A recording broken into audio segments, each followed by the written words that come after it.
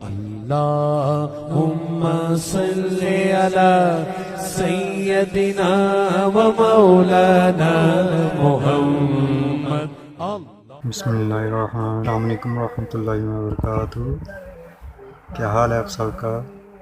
موسم رحمت ربیع الاول شریف اپنی تمام تر رعنائیوں کے ساتھ جلوہ ساماں ہے. میں اور آپ اپنے آقا و مولا حضور ختم المرتبت صلی اللہ علیہ وآلہ وسلم کے حضور ناز میں اپنی عقیدتوں، ارادتوں اور محبتوں کا خراج پیش کرنے کے لیے یہاں جمع ہے. بارگاہ ایزدی میں دعا ہے کہ وہ ہماری حاضری کا ایک ایک لمحہ قبول فرمائے. حضور کا ذکر اہل ایمان کے لیے باعث تسکین ہے، قرار جاں ہے اور دلوں کی آبادی اور شادابی کا سبب اور ذریعہ ہے. صدیوں قبل حضور اس دنیا پہ جلوہ گر ہوئے تھے، لیکن ماحول کی شگفتگیاں اور لوگوں کے ولولہائے تازہ، محبتوں اور الفتوں کا یہ رنگ اور آہنگ اور جمال اور خوبصورتیاں یہ پتہ دیتی ہیں جیسے کوئی کل ہی آیا ہو. زمین سے آسماں تک، آسماں سے لامکاں تک ہے، کہاں کھولے تھے گیسو یار نے خوشبو کہاں تک ہے. اتنا تذکرہ ہم نے کسی کا ہوتے دیکھا نہیں جتنا میرے حضور علیہ السلام کا ہو رہا ہے. میرے امام نے کہا تھا کان جدھر لگائیے تیری ہی داستان ہے. گھر گھر تذکرہ انہی کا ہے، ہر لب پہ نعتیں اور ہر زباں پہ باتیں انہی کی ہیں، اور اہل ایمان ان کے ذکر سے اپنے قلب کی تسکین اور راحت کا سامان کرتے ہیں.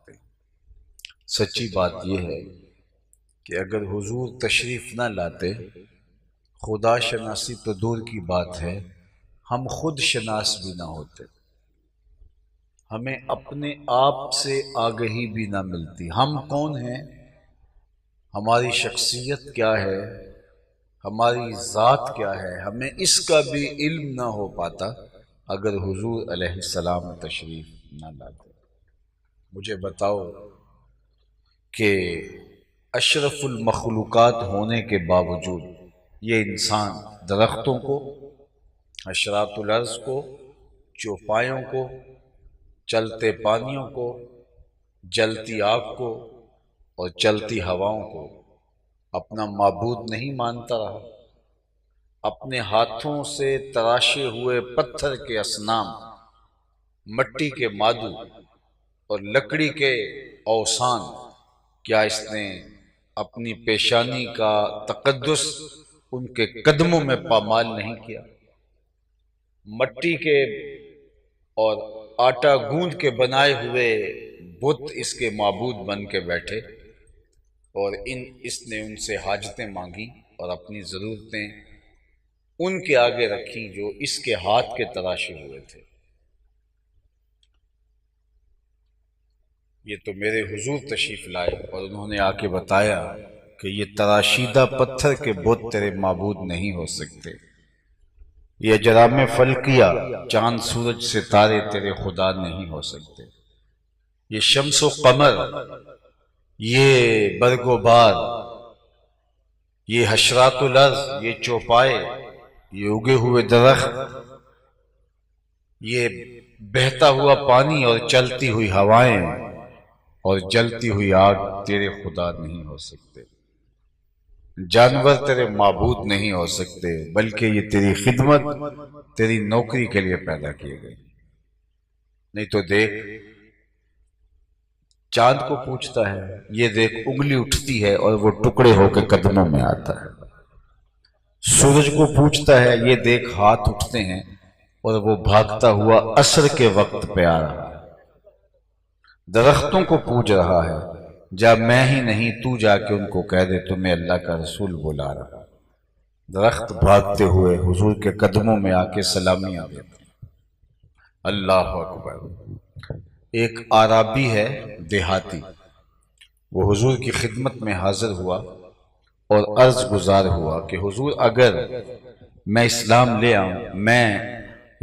لے آتا ہوں لیکن میری ایک شرط ہے۔ فرمایا کیا؟ کہا سامنے یہ جو کھجور کا درخت ہے اس کے پکے ہوئے خوشے یہ آپ کے رسول ہونے کی گواہی دے، اگر ایسا ہو جائے تو میں پھر آپ پر ایمان لے آؤں گا۔ فرمایا تم مان لو گے؟ حضرت عبداللہ ابن عباس رضی اللہ تعالیٰ عنہ سے یہ حدیث مروی ہے اور مشکات میں موجود ہے۔ کہا کہ پھر ایمان لے آؤ گے؟ اس نے کہا جی پھر تو انکار کا راستہ ہی نہیں ہوگا۔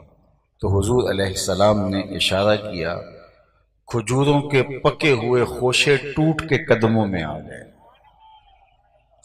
اس نے کہا جی میں تسلیم کر لیا۔ اب ان ٹوٹے ہوئے کھجور کے خوشوں کو اسی کی جھولی میں ڈال دیتے اور وہ اپنے رشتہ داروں میں بانٹتا اور بتاتا کہ میں نے اسلام قبول کر لیا ہے، یا صحابہ میں تقسیم کر دیے جاتے۔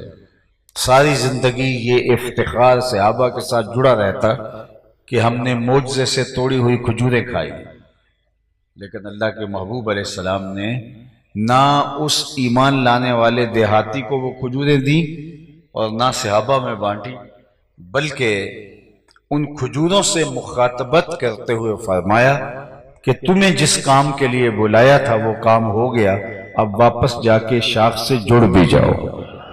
صرف توڑنا ہی نہیں جانتے، جوڑنا بھی جانتے۔ اللہ اکبر۔ جس طرح چاند کو توڑا ہی نہیں، چاند کو پھر جوڑا بھی ہے، چاند کو بلایا ہی نہیں پھر واپس آسمان پہ پہنچایا گیا۔ اسی لیے کسی محبت والے نے کہا کہ چاند کے ٹکڑے کر کے جوڑنے والے ہم بھی ٹوٹے ہوئے دل لیے بیٹھے۔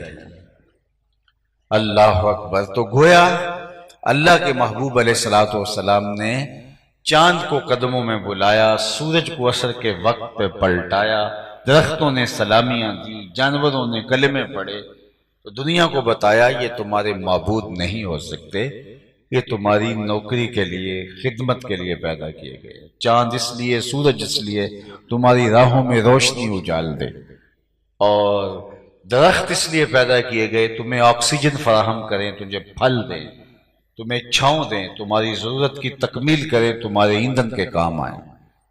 اور جانور اس لیے پیدا کیے گئے تمہاری سواری، تمہاری بار برداری، تمہاری غذائی ضرورتوں کی تکمیل کریں، تمہارے ذوق نظارہ کی تسکی کا سامان ہوں، لیکن تم ان کو معبود سمجھ بیٹھے۔ یہ تو حضور تشریف لائے اور انہوں نے آ کے واضح کر دیا کہ یہ انسان کے نوکر ہے، معبود نہیں۔ اب انسان کی آنکھ کھلتی ہے اور اب وہ سمجھتا ہے، تو گویا حضرت انسان کو جو اپنے آپ کا شعور ملا، پتہ چلا کہ میں مخدوم ہوں اور یہ کائنات میری خادم ہے، والذی خلق لکم ما فی الارض جمیعا، اب اسے سمجھ آئی، ورنہ وہ اعلیٰ و اشرف ہونے کے باوجود ان درختوں کو پوج رہا تھا، ان پتھروں کو پوج رہا تھا، ان اصنام کو، اوثان کو اور مادوؤں کو پوج رہا تھا۔ اسے پتہ ہی نہیں تھا یہ میری خدمت اور نوکری کے لیے پیدا کیے گئے ہیں، جو اس کے نوکر ہیں ان کے آگے سجدہ ریز ہو رہا ہے۔ یہ حضور نے آ کے حضرت انسان کو بتایا اور اس کو اس کی ذات سے معرفت کروائی کہ تو ان سے بلند ہے، یہ تیری خدمت کے لیے پیدا کیے گئے ہیں اور تیرا سر ان کے آگے نہیں جھکے گا، یہ تیرے حکم کے تابع ہیں، تیرے نخچیر ہیں، تیرے نوکر ہیں، تیرے خادم ہیں، تیری ضرورت کے لیے پیدا کیے گئے ہیں۔ تیرا معبود برحق اللہ ہے اور تو نے اس کے حضور سجدہ ریزی کرنی ہے۔ تو گویا حضرت انسان کو خودی کا شعور بھی مصطفیٰ جان رحمت نے دیا اور خدا کا شعور بھی مصطفیٰ جان رحمت نے دیا، ورنہ اگر یہ شعور، یہ نور اور یہ روشنی نصیب نہ ہوئی ہوتی تو انسان آج بھی اندھیرے میں بھٹک رہا ہوتا۔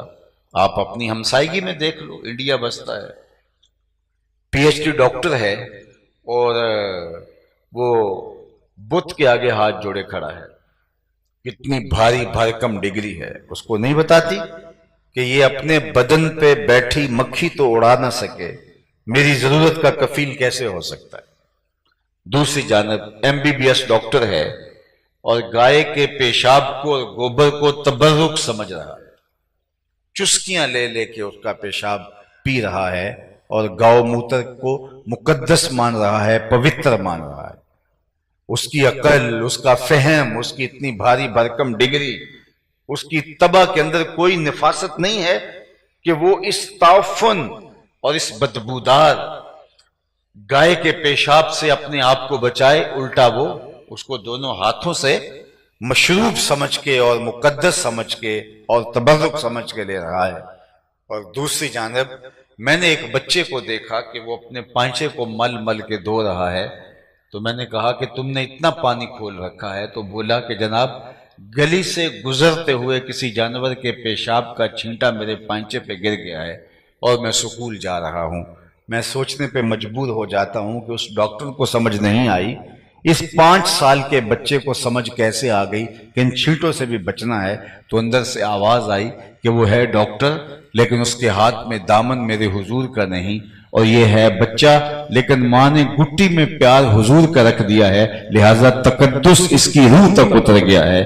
پانچے کے اوپر پڑے ہوئے پیشاب کے غیر مری چھینٹے بھی گوارا نہیں کرتا، تو گویا زندگی، شعور، اجالے، روشنیاں، تقدس، پاکیزگی، عفت، پاک دامنی، خیر، برکت، نور، عقل، سرور اور باطنی اجالے اگر نصیب ہوتے ہیں تو آمنہ کے لال کی دہلیز سے نصیب ہوتے ہیں، اور اگر کسی کو یہ در نصیب نہیں ہوتا تو وہ آج بھی اندھیرے میں۔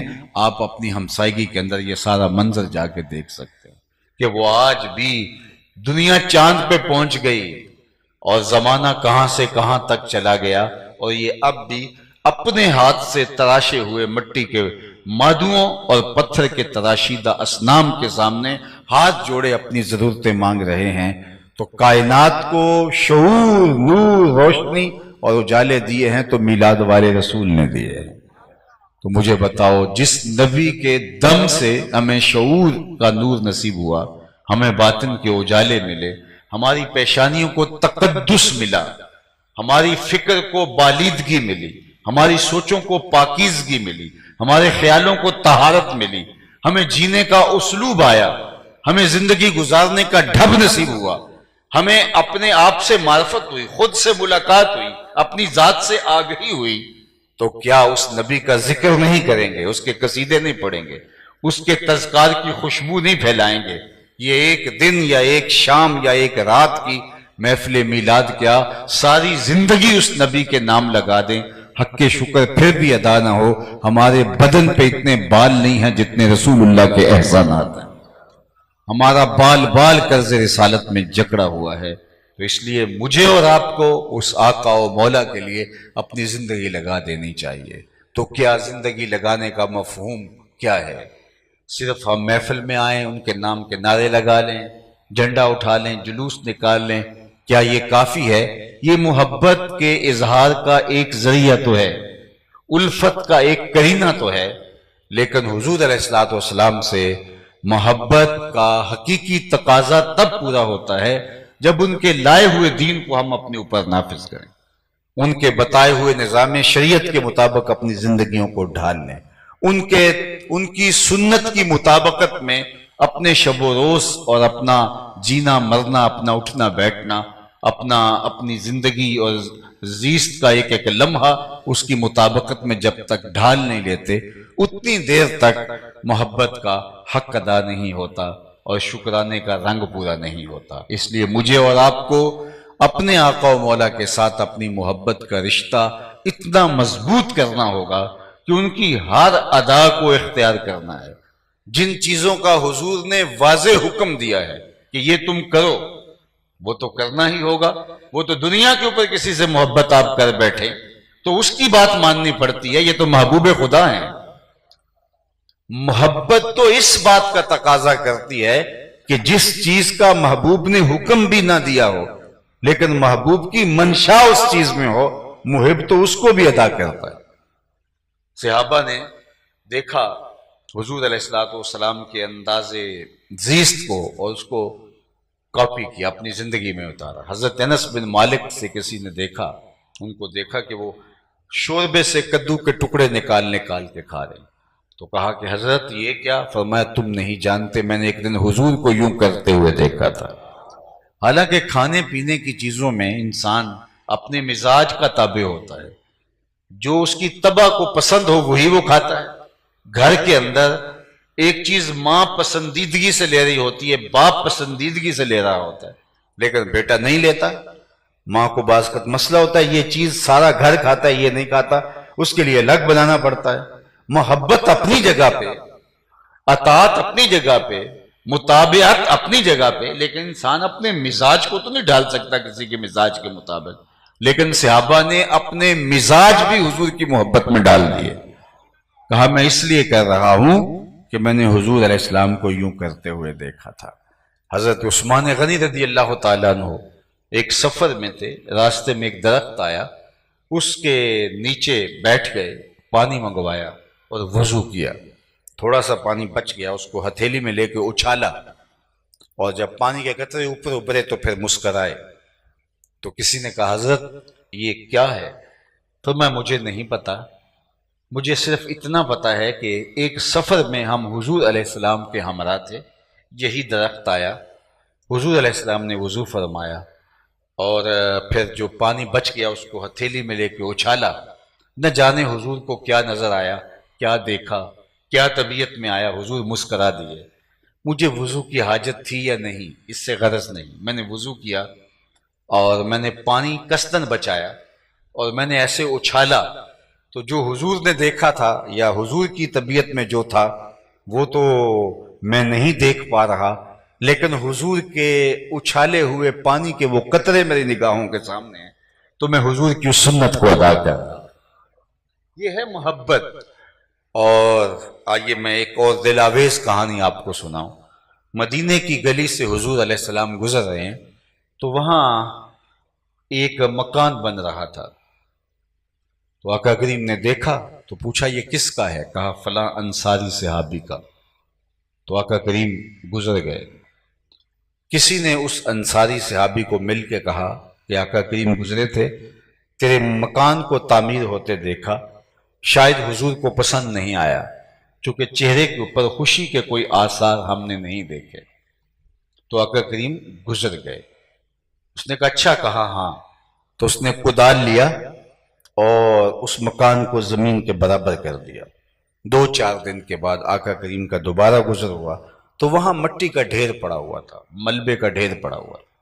تو آقا کریم نے اس صحابی کو بلایا، کہا میں گزرا تھا، تیرا مکان دیکھا تھا اور آج دیکھا ہوں ملبے کا ڈھیر ہے، کیا ہوا؟ عرض کی حضور میں نے گرا دیا ہے۔ فرمایا کیوں؟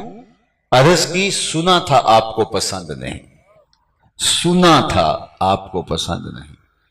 میں اور آپ سر سے لے کر پاؤں تک دیکھیں، ہمارا کیا کیا حضور کو پسند نہیں۔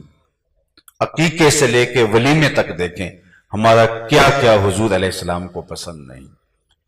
نجی زندگی سے لے کر سیاسی طرز تک دیکھیں، ہمارا کیا کیا حضور علیہ السلام کو پسند نہیں۔ اپنے کاروبار سے لے کے رشتہ داریوں تک دیکھیں، ہمارا کیا کیا حضور علیہ السلام کو پسند نہیں۔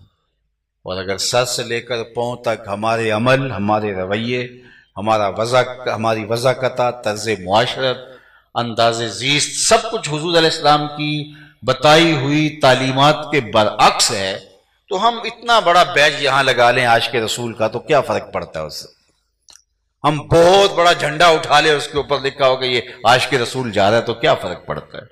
جبکہ میری ادائیں، میری زندگی، میری گفتگو، میرا لہجہ، میرا انداز تکلم، میرا انداز معاملت، لوگوں سے رویہ، رشتہ داروں سے سلوک، میرا حضور علیہ السلام کی تعلیمات کی مطابقت میں ہے ہی نہیں، تو زبان سے میں کہہ رہا ہوں کہ میں عاشق رسول ہوں تو کہتے رہو۔ یہاں تو یہ نہیں دیکھا جاتا، یہاں تو چہرہ اور چہرے کا تل نہیں دیکھا جاتا، یہاں تو بندے کا دل دیکھا جاتا ہے۔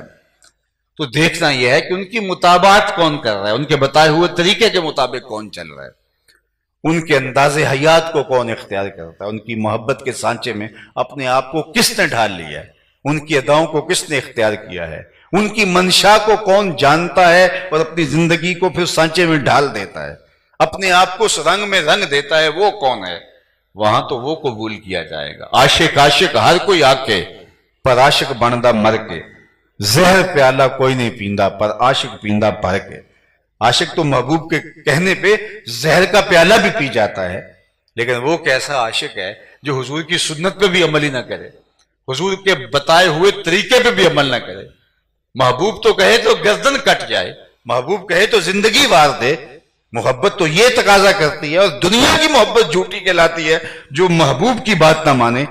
تو جو اس محبت کے اندر خیانت کرے اور محبوب کی بات کی پرواہ نہ کرے، اپنی خواہشات کی زندگی گزارے، یار جب ان کو مان لیا پھر اپنا آپ کہاں رہا؟ تیرے ہندیاں سندیاں محبوبہ، میں کافر ہوں ماں جے میں ہوں، پھر تو اپنے آپ کی نفی کرنی، پھر میں کون ہوتا ہوں؟ میری مرضی کیسے چلے گی جب میں نے کسی کو مان لیا؟ جب کسی کو مان لیا پھر اسی کے ہو گئے، پھر اپنی مرضی نہیں چلتی۔ محبت میں، عشق میں اپنی مرضیاں نہیں چلتی، وہاں محبوب کی مانی جاتی ہے۔ صرف محبوب کو مانا ہی نہیں جاتا، محبوب کی مانی بھی جاتی ہے۔ ہم مانتے ہیں لیکن محبوب کی مانتے نہیں ہیں۔ تو اگر ہم ان سے محبت کا ربط، رشتہ، تعلق اور الفت کا جو ہے وہ ہم نے جو ہے وہ ادعا پیدا کیا ہے اور دعویٰ رکھتے ہیں، اور یہ ہمیں مبارک اور ہمیں رکھنا بھی چاہیے، لیکن اس کا ثبوت ہمیں اپنے عمل سے فراہم کرنا ہوگا۔ میرے استاد فرمایا کرتے تھے، یہ نہ ہو کہ لوگ تمہیں پوچھے تم کون ہوتے ہو اور تمہیں بتانا پڑے جناب ہم مسلمان ہوتے ہیں، یہ دیکھو مذہب کے خانے میں اسلام لکھا ہے۔ آپ فرمایا کرتے تھے، صاحب نہ کسی کو پوچھنے کی نوبت آئے، نہ کسی کو بتانے کی ضرورت پڑے، تمہاری وضاحت، طرز زندگی، انداز معاشرت ایسا ہونا چاہیے، تم دور سے چلے آ رہے ہو تو لوگ کہیں وہ دیکھو حضور کا غلام آ رہا ہے۔ اتنا بڑا ٹائٹل لگ گیا نا کہ میں عاشق رسول ہوں۔ اگر یہ ٹائٹل میرے ساتھ ہے تو میرا کردار اس کی گواہی دے۔ میں دودھ دہی کی دکان پر بیٹھا ہوں، لیکن اوپر بورڈ لگا کہ یہ عاشق رسول کی دکان ہے۔